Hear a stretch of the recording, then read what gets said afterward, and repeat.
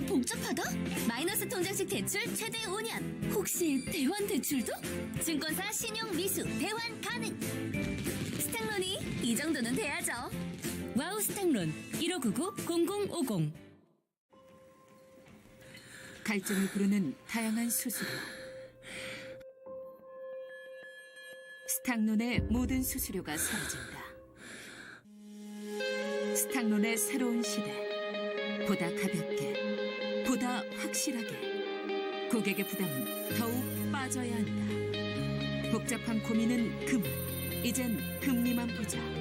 날씬한 금리, 연금리 4.7%. 골드 스탁론.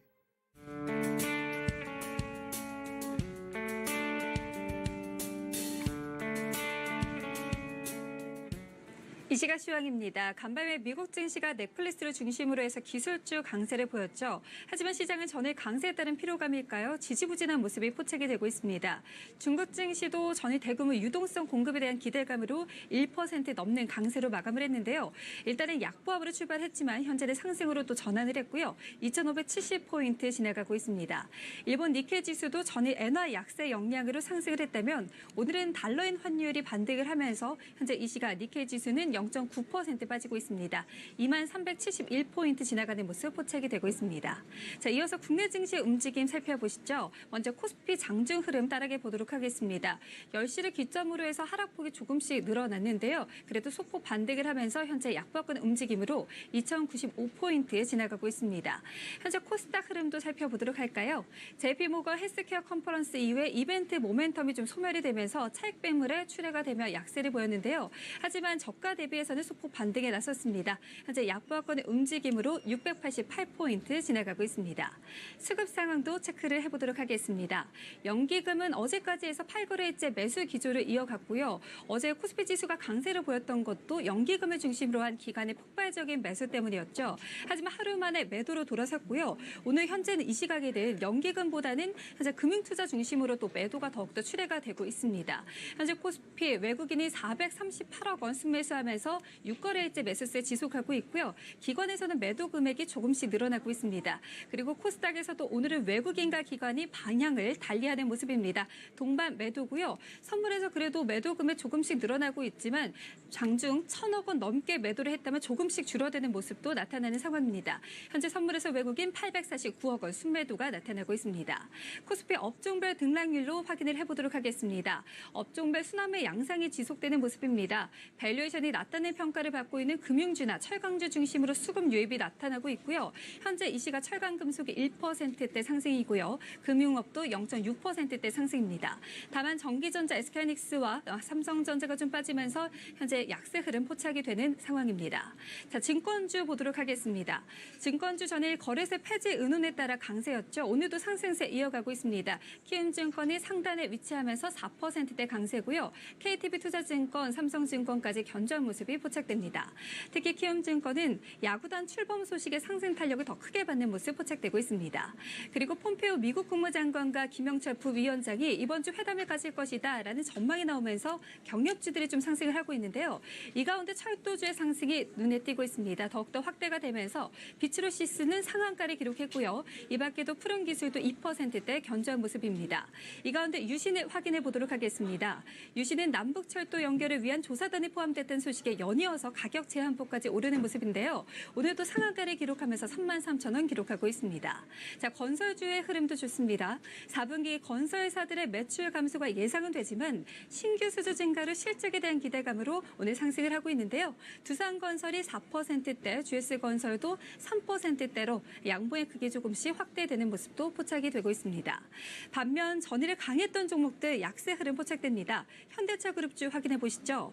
신차 휴가 기대감을 현대차 시총 3위를 탈환했었는데요. 현대차 오늘은 약보합권 움직임 나타내고 있고요. 현재 다시금 음봉을 키고 있습니다. 다만 기아차만이 나홀로 상승세 유지하면서 0.28% 강보합권 움직임 나타내고 있고요. 전일에 강했던 현대모비스나 현대위아는 현재 약세 흐름 포착되는 상황입니다. 그리고 넥슨GT도 어제 두 자릿수까지 상승을 하며 급등하며 마감을 했는데요. 다시금 오늘은 하락으로 전환을 했습니다. 현재 4% 빠지면서 변동성 있는 모습으로 12,900원 저점을 기록하는 모습입니다. 지금까지 이 시각 시황 알아봤습니다.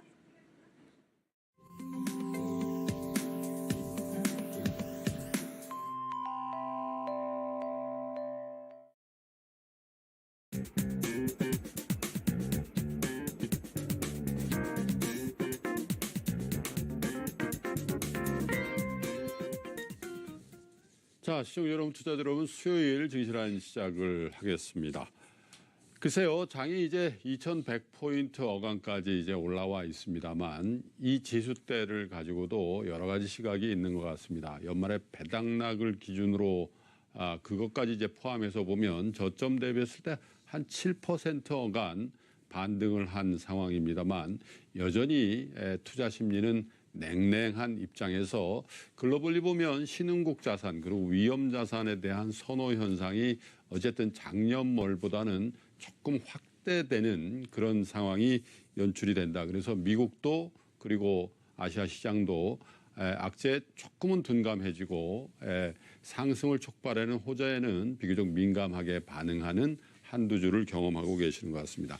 미국 시장 어떻게 진행이 되고 있는지 좀 깊이 있게 들여다보겠습니다. 키움증권의 서상영 수석연구위원을 모시죠. 어서 오십시오, 위원님. 안녕하십니까.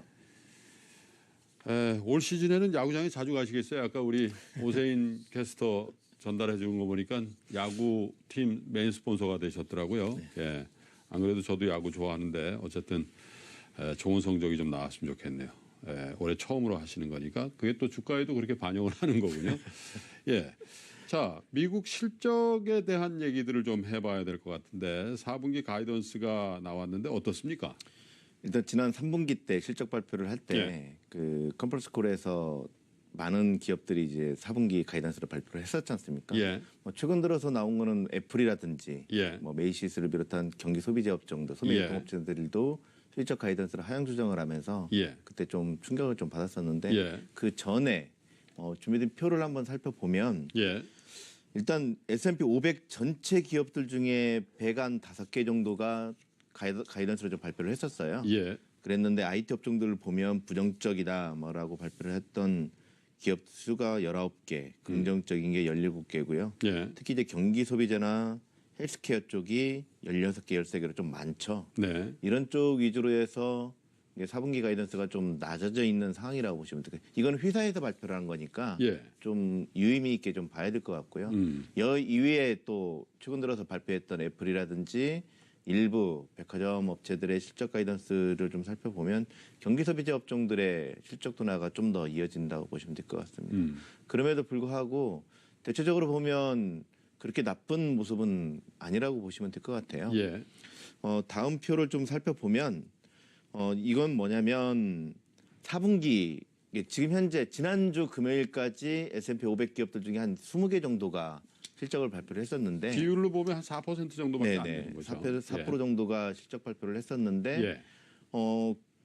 그쪽 이제 컨퍼런스 콜에서 그런 질문들을 많이 하죠. 이렇게 너희들의 뭐 실적에 가장 피해를 줬던 게 뭐냐? 예. 그리고 향후에 뭘 좀 유미 있게 봐야 되냐라고 했는데 환율 그러니까 달러 강세 있지 달러 않습니까? 강세. 예. 이걸 얘기한 기업 수가 12개나 됩니다. 그러니까 반절 이상인 거죠. 그러네요. 상당히 크게 증가를 했고 예. 원자재 가격이라든지 운송비, 특히 무역 관세. 예. 유럽은 뭐냐면 유럽 경기 둔화 이슈가 계속적으로 유입되고 있는 상황인데요. 예. 지난 3분기 때도 마찬가지였지만 지금 현재 4분기도 그 관련돼서 리스크를 가지고 있는 그 기업들이 좀 많다라고 보시면 될 것 예. 같아요. 이제 그러다 보니까 좀 비용과 관련돼 있는 무역 관세라든지 운송비, 그러네. 임금 상승, 원자재 다 비용이잖아요. 그 환율도 비용이라고 봐야 돼요. 어떻게 보면 그렇죠? 비용이죠. 예, 그렇기 때문에 이러한 부분들 그래서 대체적으로 보면 뭐 실적 가이던스를 발표를 하거나 뭐 이런 거를 얘기를 할 때 예. 대체적으로 비용과 관련된 코멘트를 할 때마다 시장이 그 기업들의 출렁거림이 좀 커지고 있는 모습이라고 보시면 될 것 같아요. 어제 미국 증시에서도 보면 넷플릭스가 가격 인상한다는 말 때문에 갑자기 급등했잖아요. 급등했죠. 그게 이제 전반적으로 실적이 좋아질 수 있는 그런 모습인 거고 그리고 뭐 아마존이나 알파벳이나 뭐 이런 쪽도 마찬가지였어요. 이제 예. 그거는 비용이라기보다는 광고 쪽, 스트리밍 쪽에 그다음에 클라우드 쪽에 매출이 급증하고 있다는 것 때문에 예. 향후 전망을 상당히 좀 우호적으로 그런 보고서들이 나오면서 상승을 했다고 보시면 될 것 같습니다. 예. 자, 그런데 이제 영업이익이란 측면도 그렇고 사실은 저는 미국 기업들의 실적 발표 중에 우린 사실 영업이익에 포커스를 맞추잖아요. 근데 과연 매출이 어떻게 되는지 궁금해요. 왜냐하면 사실 이제 비즈니스 하시는 분들, 특별히 장사하시는 분들 얘기는 이익은 어쩔 때 줄 수가 있다는 거예요. 아까 지금 말씀하신 것처럼 비용의 증가 때문에. 근데 매출이 이렇게 추세적으로 주는 거는 사업하시는 분한테는 굉장히 큰 두려움이라는 거거든요. 그렇죠. 그 동향은 어떻습니까? 일단 뭐 표를 한번 좀 살펴보면요. 이 표는 쉽게 말씀을 드려서 4분기 매출액 추이, 그러니까 관세 발효 이전 9월 30일 기준으로 놓고 봤을 때 S&P 500 기업들의 매출액 추이는 전년 대비 6.8% 증가할 것으로 전망을 하고 있었거든요. 네. 그랬는데 지난주 금요일 날 5.9%로 좀 하향 조정됐죠. 예. 특히 이거를 줄였던 거는 에너지. 예.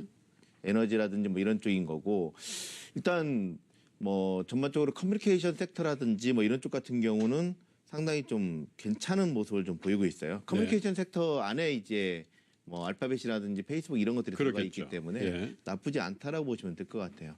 그런데 이제 영업이익 측면에서 좀 살펴보면 예. 좀 많이 좀 다릅니다. 이게 영업이익 쪽 같은 경우는 S&P 500 기업들의 9월 말 기준으로 봤을 때 16.7%. 근데 이제 관세 발효 이후에 갑자기 10.6%까지 줄어듭니다. 이게 미국만 이렇게 갑자기 크게 감소했던 건 아니었고요. 서로 줄었겠죠. 네, 우리나라도 예. 사실은 연초에 216조 원에서 예. 9월 말 정도까지 갔을 때 한 215조, 14조 정도 됐었거든요. 코스피 기업들이죠. 네, 예. 12개월 포워드로 봤을 때. 그랬는데 9월 말부터 갑자기 이제 떨어지기 시작하죠. 그래서 지금 현재는 200조 미만으로 빠지긴 했는데, 네. 그러니까 글로벌 전체적으로 무역 관세 발효 이후에 기업 이익 자체가 크게 감소하는 그런 모습을 좀 보였다 보시면 될 것 같습니다. 예. 그게 이제 여기에 나오는데요. 에너지라든지 소재 같은 경우야 워낙에 이제 국제유가가 급락을 했기 때문에 그렇죠. 그 여파라고 보시면 될 것 같고요. 그걸 제외하면 산업재라든지 그다음에 경기소비재, 더 나아가서 IT라든지 뭐 이런 쪽 같은 경우가 5에서 6% 정도 예. 감익되는 그런 모습을 좀 보였다 보시면 될 것 같습니다. 음. 네, 그렇기 때문에 최근 들어서의 그 IT 업종들의 변동성 확대됐던 부분들, 그러니까 9월 말 이후에 미국 증시가 이제 급락을 했었던 요인, 예. 가장 컸던 게 IT 업종이었잖아요. 그렇죠. 그런 요인이 여기서 나왔다고 보시면 될 것 같습니다. 예, 워낙에 막 급하게 빠져가지고 또 상당 부분 뭐 넷플릭스 말씀도 하셨습니다만은 대체로 빵 기업들의 주가도 글쎄요 뭐 애플 정도를 좀 빼고 보면은 애플은 이제 실적에 대한 우려 때문에 사실 반등을 해야 되는 부분에서 훨씬 더 많이 빠진 부분이 있어서 조금 다른 모양새를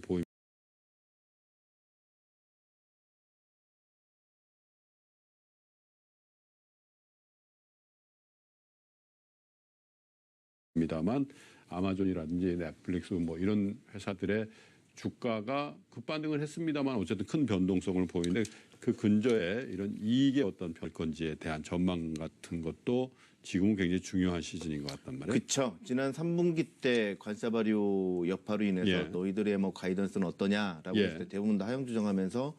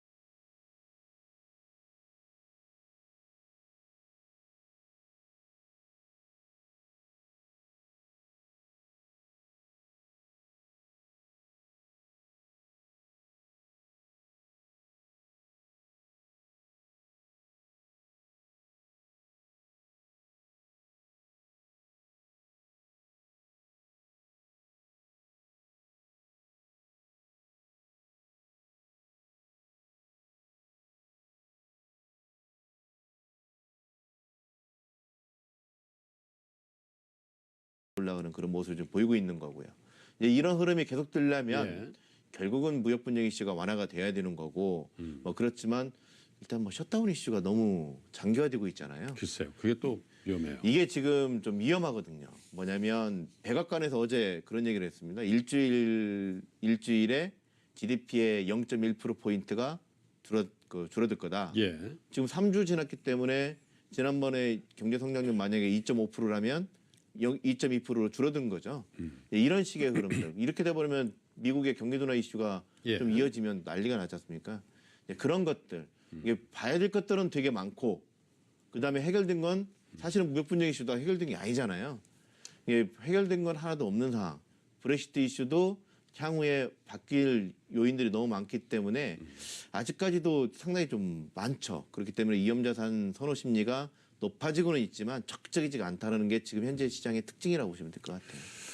정부 셧다운 문제는 어쨌든 그게 일주일이든 2주일이든 연장되는 거는 사실은 지금 말씀하신 것처럼 미국의 성장에 그렇게 안 좋은 영향을 주는 건 확실합니다만 투자의 세계에 그렇게 반영이 많이 안 되고 있는 건 언젠가는 저거는 종료된다라는 그렇죠. 그런 기한부 위험이기 때문에 그런데 그게 이제 길어질수록 또 반면에는 현재 진행 중인 미국과 중국 간의 협상에 임하는 미국 대표부의 태도는 조금씩 더 완화적인 태도가 그렇죠. 나올 수 있다는 측면도 동전의 양면 같은 그런 측면이 있는 것 같습니다. 자, 키움증권의 서상영 연구위원과 미국 시장 얘기를 나눠봤습니다. 위원님 고맙습니다. 네, 감사합니다. 자, 잠시 전하는 말씀 들으시고요. 후반부에 여러분 다시 뵙겠습니다.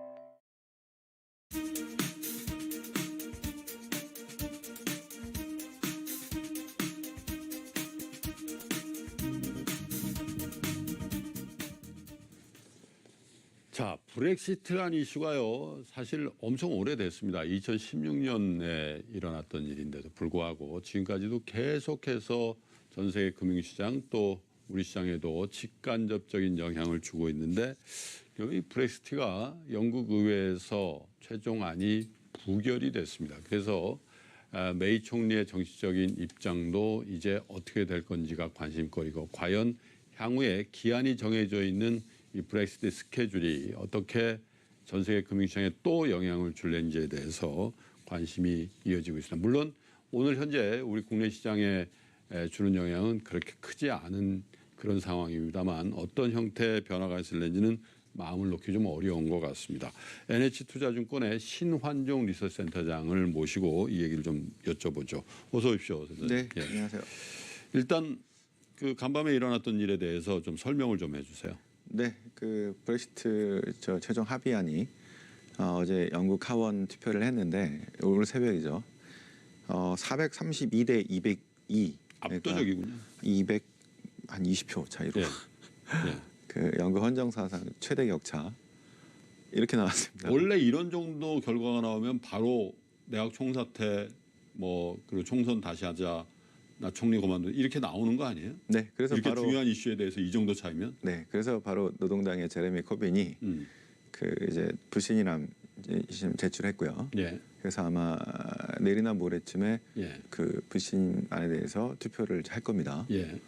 그러니까 이게 그만큼의 근데 어제 정도까지요. 그 뉴스나 이제 그쪽의 정보들이 이게 차이가 나봤자 한 뭐 50표, 100표 미만 이렇게 얘기가 나왔어요. 근데 왜 이렇게 된 거예요? 230표라는 건 저는 한 번도 본 적이 없는 표죠. 이게 거의 양당 구조 하에서 네. 그러면 집권당의 대부분이 상당히 많은 의원들이 부결표를 던졌다는 거잖아요.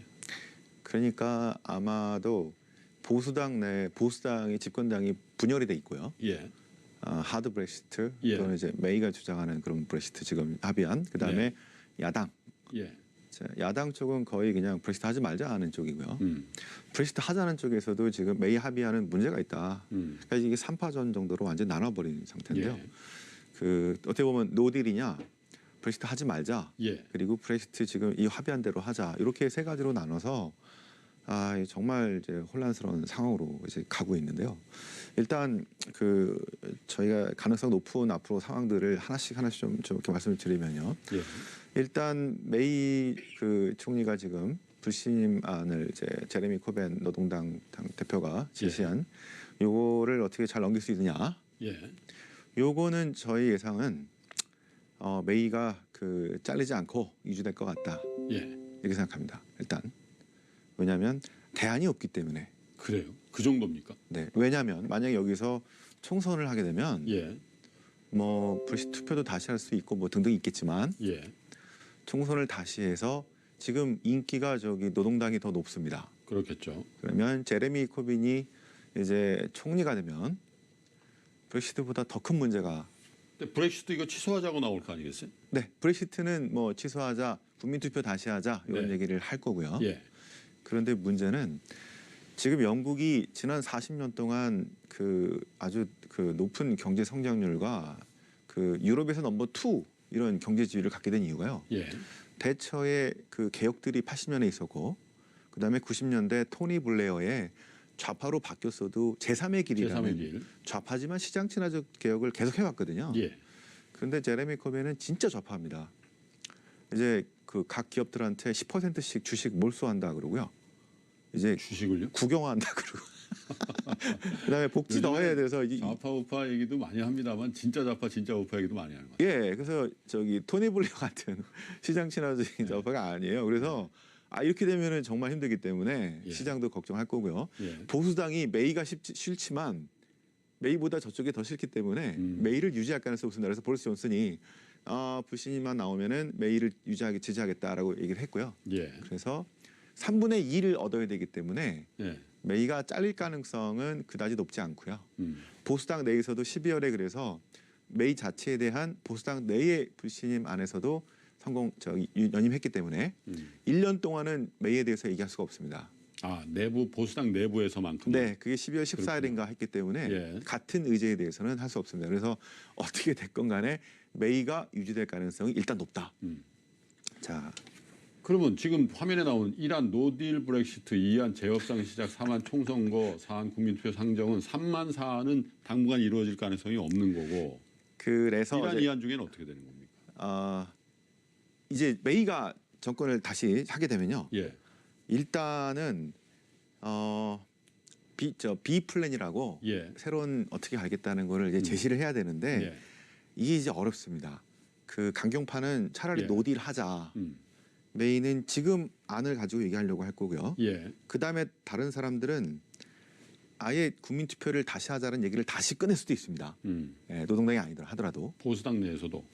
보수당 내뿐 아니라 의회에서. 예. 그러면 이제 메이는 요 세 가지 안을 갖고 얘기를 할 건데 보수당 전체가 강경파든 메이파든 일단 한 번 국민 투표는 이게 민이기 때문에 그대로 가야 된다라는 원칙상 예. 제2 국민 투표를 선택할 가능성은 높지는 않습니다. 그러면은 어떻게든 하드 브렉시트 파를 설득하려고 할 텐데 예. 지금 이대로 안 되지 않습니까? 그래서 예. 결국 유럽 연합과의 재협상 조금 더. 근데 재협상이라는 게 상대가 있는 건데 유럽 연합이 재협상을 해주냐 이거예요. 맞습니다. 안 해줄 거잖아요. 네. 그게 지금 교착 상태에 빠진 이유가 그건데요. 그래서 이 세 가지 안에서는 그 어떤 것도 함부로 하겠다는 얘기를 하지 않고요. 예. 다시 재협상을 하겠다는 얘기를 하면서 시간을 끌 텐데요. 그래서 저희가 이 시장이 어제 미국 시장도 올랐고요. 오늘 예. 시장도 저희가 국민 글쎄 반응을 안 반응을 하잖아요. 하는 이유들이 예. 그동안 많이 반영이 됐고요. 음. 작년 말부터 그게 또 있겠고요. 또 하나는 이게 지금 3월 29일이 데드라인인 줄 알았는데 예. 지난주쯤에 그 유럽연합 그 정상회 쪽에 높은 분들이 3월 29일이 아니라 뭐 7월 정도로 미뤄질 용의가 있다. 아, 시간을 줄 테니까 니네 내부적으로 잘 단돌이 해와서 와라. 네. 그러니까 이게 실은 정치적인 문제이기 때문에요. 어떤 무슨 채권의 만기나 뭐 이런 게 아니기 그런 건 때문에 아니죠. 예. 정치적인 문제이기 때문에 정치적으로 볼 필요가 있습니다.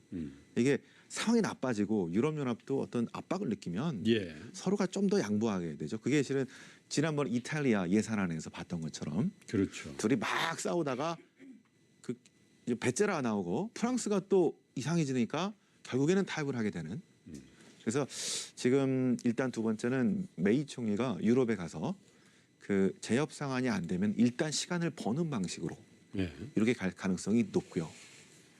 자, 그런데 이제 지금 이 상황이라면 영국 내부에 다시 투표도 안 되고 총선을 다시 하는 것도 안 되고 그러면 재협상을 하는 건데 기한 연장 정도를 받아놓고 그것마저도 이 협상의 내용에 대해서 양보하겠다는 뜻은 아니니까 그러면 이제 유력한 대안이니까 노딜 브렉시트라는 거잖아요. 협상 네. 없이 그냥 서로 그냥 헤어지는 건데 이렇게 했을 때 영국 경제나 유럽 경제에 주는 충격이 어떤 건지에 대해서 뱅크 오브 잉글랜드 그러니까 영국의 중앙은행에서 보고서를 냈더군요. 네. 어떻게 나왔습니까? 그 한 달, 두 달 정도 됐는데요. 예. 경제 성장률은 뭐 마이너스로 이제 가는 거는 피할 수 없고 영국이 인플레이션이 급등한다. 그래서 네. 요즘에 저 영국 채권 금리가 이제 많이 상승하려고 꿈틀꿈틀 되고 예. 있는 것들인데요. 왜냐하면은 영국이 그 음식료라든가 약품 이런 것들을 유럽에서 많이 수입을 하는데 그렇죠. 한국에 이게 닫히게 되고 어렵게 되면은 네. 물가가 튈 수밖에 없고요. 예. 그다음에 부동산 가치 하락 등등 때문에 경제 성장률도 그렇고 물가 특히 이쪽에 타격을 많이 받게 된다라고 경고를 했는데 그 하드 브렉시트 쪽에서는 이거 좀 과장됐다. 왜냐하면 지난번에 2016년에 브렉시트 또 요 투표를 할 때도 브렉시트 그거 나간다고 하게 되면은 엄청나게 경제 성장이 나빠질 거라고 했는데 결국 2년 동안은 별로 나빠진 거 없지 않느냐. 요 얘기를 하고 있거든요. 그래서 요거는 조금 확인을 좀 더 해봐야겠지만 그래도 지금보다는 아까 말씀드린 두 가지 인플레이션과 경제 성장률은 확실히 나빠지는 게 보이고요. 예. 요거로 인한 유럽 쪽의 어떤 피해 이런 것들은 저희가 예상해 볼 수 있을 것 같습니다.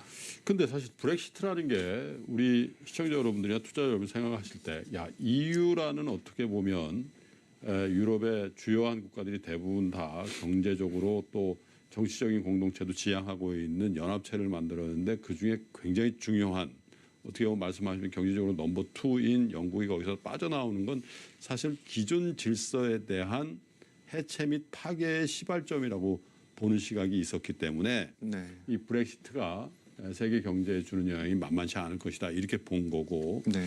그런데 또 한편에서는 전 세계 무역 질서라는 게 지금 현재는 어쨌든 WTO 체제잖아요. 네. WTO 체제를 만든 게 미국이죠. 네. 근데 미국의 새로운 대통령 이제 새롭지도 않습니다. 2년이 넘었으니까 트럼프 대통령이 하는 걸 보면 WTO 체제를 깨버리려고 하는 거 아닌가 그런 네. 느낌의 정책들을 간헐적으로 낸단 말이에요. 네. 거칠게. 네. 그건 어떻게 봐야 됩니까? 네. 저희들은 이제 미국 트럼프의 앞으로 목표가 단순한 중국의 금융시장 개방 뭐 이런 게 아니고 예. 판을 바꿔버리려고 하는데 예. 새로운 국제무역 질서를 만들려고 하는데 예. 그게 가트 48년에서 1995년에 WTO 같은 그렇죠. 판을 이제 새로운 무역 질서를 만들려고 하기 때문에 이게 1980년에 일본한테 관세 때리고 레이건이 시작한 다음에 15년이 걸렸거든요. 예. 그런 식으로 이번에도 될 것 같다고 생각이 이 드는데 표를 한번 설명을 해주세요. 네, 가트를 1948년에 만들었는데 예. 한 4, 50년 했더니 예. 그 일본, 독일 또는 한국 같은 아시아 4마리 용이 미국 걸 많이 뺏어갔다는 얘기입니다. 예. 그래서 80년대부터 레이건이 일본과 독일한테 관세를 때리면서 이거 이대로 가면 안 되겠다. 네. 뭐가 바꿔야겠다. 예. 관세 때리고 플라자 합의했는데 그 레이건에서 끝난 게 아니라 부시 결국 클린턴 가가지고 마무리된 게 WTO라는 새로운 국제무역을 만들면서 판이 바뀌면서 끝났다는 얘기입니다. 아, 그냥 개별적으로 예를 들면 독일이나 일본한테 플라자 합의라는 걸 통해서 뭐 이 환율도 조정하고 했으나 틀을 바꾸지 않으면 이건 그렇죠. 다 끝나지 빠져나갈 구멍들이 있다 이렇게 본 거군요. 맞습니다. 예. 그래서 이번도 그 판을 바꾸려고 할 것 같은데 네. WTO로 갔더니 결국 중국만 좋고 나머지 좋고 자기들은 그러네. 별로였고 예. 해서 WTO를 개혁하거나 바꾸거나 할 것 같은데 지금 이제 영국의 문제를 그래서 영국 자체만으로 보는 게 아니고 유럽만 보는 게 아니고 예. 지금 그래서 미국이 작년에 그 나프타 USMCA죠. 예. 여기를 먼저 잡았고요. 음. 자, 카나다, 멕시코, 앞으로 중국이랑 FTA 하면은 이제 너 아웃이야 이렇게. 예. 그 다음에 일본한테 자동차 관세를 비롯해서 무역 협상을 할 거고요. 예. 유럽한테 할 겁니다. 예. 거기에서 영국이 되게 중요한 카드가 될 수 있다고 보는 거죠. 어떤 의미에서 그렇습니까? 영국을 미국이 원하는 방식으로 무역 질서에 끌어들이면 예. 미국한테 유리한 방식으로 갈 수 있는데 이게 유럽에 계속 붙어 있거나 그렇게 되면 좀 네. 부담스럽죠. 그래서 트럼프는 영국이 나가는 게 오히려 맞다 좋다. 이런 식으로 얘기를 했던 거고요. 유럽은 그런 상황에서 미국이랑 영국이 붙으면은 유럽이 좀 불리하기 때문에 자꾸 방해를 놓으려고 하는 예. 내부에서 나가는 것도 있는데 이게 영국이 밖에 나가서 더 잘 되거나 미국이랑 같이 붙어 있으면 부담되는 그래서 그런 구도를 지금 동시에 지금 다차원적으로 지금 이 영국 문제를 봐야 된다고 생각하고요. 영국 사람들은 그래서 유럽 연합으로 하나로 묶이는 게 이게 과연 맞느냐. 문화가 다른데 유럽은 저거 결국 깨진다. 그리고 유럽이 아니라 더 큰 세상 미국과 다른 지역에 있는 데랑 우리가 스스로 그동안 했던 걸 자유무역 같은 걸 통해 가지고 하는 게 훨씬 낫다라는 생각들이 예. 하드 브렉시트와 메이의 생각이기 때문에 자 이제 브렉시트 다시 돌리자라는 의견들이 있긴 있습니다만 이 계속해서 한쪽이 압도적이지 못한 상황이 판을 지금 바꾸려는 이어나올 수 트럼프의 의도라든지 미국의 의중을 읽고 있는 메이 총리라든지 영국의 보수당의 메이의 편을 들고 있는 의원들의 입장에서는 다시 돌아간다든지 이런 것들은 돌아가면 돌아갈수록 영국의 유럽 내의 지위나 국제적인 지위에 훼손이 올 것이다 이렇게 보는 거군요. 맞습니다. 과거와 달리 옛날에는 서유럽만의 공동체일 때는 독일이 넘버1, 영국이 넘버2였기 때문에 네. 여러 가지에서 영국의 의지를 반영시킬 수 있었는데요. 예. 유럽은 원래 보호무역주의고 자유무역주의로 간 게 실은 영국 덕택입니다. 예. 그런데 이게 하나로 정치 경제 통합으로 가다 보니까 영국이 넘버2이긴 하지만 인구수로 8%밖에는 힘이 없습니다. 이 아마 이번에 만약에 브렉시트 포기하자서 들어간다 하더라도 몇 년이나 10년 뒤에 또 나온다는 얘기가 나올 수 있을 것 같다는. 이번에 들어가면 더 이제 체면을 구겨가지고 네, 더 어렵게 될 수 있는. 나갔다 들어온 거 아니냐 이런 네. 얘기들을 이제 회원국들 간에 들어야 될 거 아니겠어요? 맞습니다. 이런 것들이 이제 계속 자 그리고요 말씀을 하셨으니까 좀 여쭤보고 싶은 게 WTO 체제의 근본적인 변화를 트럼프 대통령이 시도한다라는 측면에서 보면 세계 경제의 권역을 물론 이제 뭐 브라질이라든지 러시아 이런 나라들 합쳐서 그 큰 경제 신흥국으로 이제 분류를 합니다만 크게 보면 미국이 있고 그 다음에 중국 그 다음에 EU 네. 뭐 이렇게 보면 되지 않겠습니까? 네, 물론 네, 네. 일본이 거기 들어가 있습니다만은 이 덩어리들인데 사실 미국의 어떤 의도에 정면으로 배치되는 권역을 따지면 EU와 중국이잖아요. 네. 그런데 그 EU의 어떤 형태로서의 균열이라든지 이 영국의 브렉시트 이런 것들이 추진이 되면 미국과 대척점에 있는 이 WTO 체제 내에서의 EU와 중국과의 결속력이 좀 약해질 가능성이 있다. 네. 그러면 트럼프가 추진하고자 하는 새 판을 짜는데 훨씬 유리할 것이다. 이런 시나리오라고 보여지는데 네, 네, 맞습니다. 그래서 이제 나프타도 네. 멕시코와 카나다 별도로 이렇게 했고 중국을 제약하는 협정문을 거기에 넣은 거 아니겠어요? 네, 네. 그러면 지금 미국과 중국 간에 이 협상을 진행하고 있는 과정인데 이런 것들을 중국에서 모를 리가 없지 않습니까? 네, 맞습니다. 반영을 해야 되지 않겠어요? 네. 미중 간에도 네. 어떻게 보세요? 저는 그래서 미중 간의 문제가 장기적인 것과 단기적으로 보는데요. 예. 중국이 이제 미국이 이런 의도들을 알고 있습니다. 예. 장기적으로. 그래서 아까 저 한 10년, 15년 간다는 얘기들이 그래서 네. 나온 것들인데요. 예.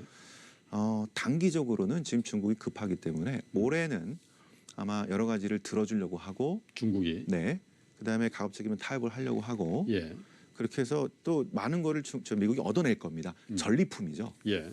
네. 하나씩 챙기고요. 그다음에 80년대 플라자 합의 이후에 10년 동안 미국이 한 걸 보면은 일본을 감독했어요. 하기로 한 거 제대로 했어? 예. 이러면서 계속 전리품들을 얻어낼 거고, 그래서 올해는 아마 계속해서 이런 압박을 가하다가 연말쯤 되거나 내년 초에 들어가면 내년에 대선 모드 들어가지 않습니까? 아하. 그때는 조금 더 완화될 것 같습니다. 예. 왜냐하면 선거 때문에. 그렇죠. 그래서 저희들은 올해가 경제 사이클은 올해가 미국 경제 성장이 2.5 내년에 1.9로 나쁘는데 낮아지는데. 정치 사이클은 내년에 선거했기 때문에 예. 이런 불확실성은 올해는 좀 불확실해도 내년은 좀 편한 게 낫습니다. 그래서 이런 상황을 중국이 이해하고 가는데 중국은 그 다음에 2021년에 새로 나오는 민주당 대통령, 동아당 대통령 누가 되든 간에 예. 또 다른 압박의 수위를 높일 거를 알고 있기 때문에 지금 장기전을 준비하고 있다. 미국이 저렇게 나오니까 시진핑이 한 20년 해야 된다. 그리고 우리가 지표가 지금 나빠지는데 우리가 잘못한 게 아니라 저들이 잘못한 거기 때문에 우리가 감내하자. 이런 식의 그러면서 준비를 내부에서 하고 또 있다. 경기를 진작시키는 여러 가지 네. 준비를 하면서 버틴다 이거죠. 준비를 하고 있다라고 보고 있습니다. 알겠습니다. 자, 이 브렉시트가 일단 영국 의회에서 이 메이 총리의 최종안이 부결됐음에도 불구하고 전 세계 금융시장은 그렇게 크게 요동치지 않습니다. 미리 반영됐다는 측면도 있거니와 그거보다는 현재 진행 중인 미국과 중국 간의 협상의 결과에 대한 희망을 조금 더 자산시장에 반영하고 있는 거 아닌가 그런 생각을 해봤습니다. NH투자증권의 신환종 리서치센터장과 함께했습니다. 고맙습니다. 네. 자, 수요일에 보내드린 증시라인은 오늘 여기까지 하겠습니다. 내일 목요일에도 증시라인 여러분들과 함께 한 걸음 더 들어가 보겠습니다. 시청자 여러분, 투자자 여러분 고맙습니다.